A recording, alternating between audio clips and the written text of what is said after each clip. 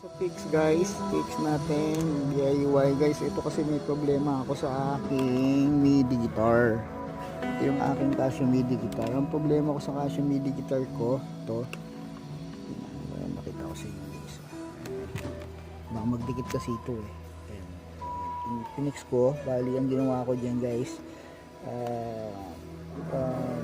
Ang plano ko, gawa na ng sariling positive negative ko kung ko sa loob. The good thing is meron na palang nakaabang na wire sa loob. Siguro ginawa nito ng mga dating may-ari. So good na yun. Kaya inilabas ko lang na yung wire kasi may butas na rin do. Itong yan yung binili natin female na sa online, naggamit ko na naman po. Kaya yan, magagamit ko na yung uli yung aking MIDI guitar kasi problema ko, naglulus na dun sa original niyang plug.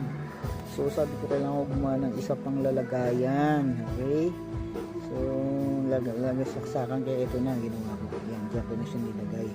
Yan, yeah, marami tayong ganito, yun, kaya ayan, functionable na uli siya. Ayan guys, no, ito yung aking pakikita ko na sa inyo guys, pakita ko sa inyo yung aking guitar to eh. MIDI guitar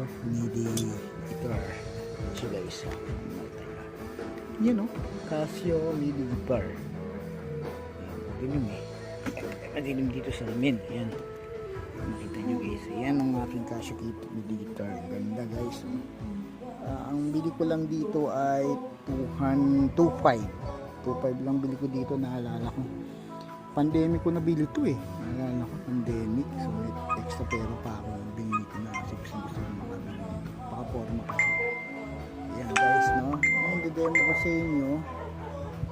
Wait lang, ikakabit ko lang guys para makita nyo yung function nila. Ito, nakita nyo ito, ikakabit ko lang para makita nyo na ano paano yan.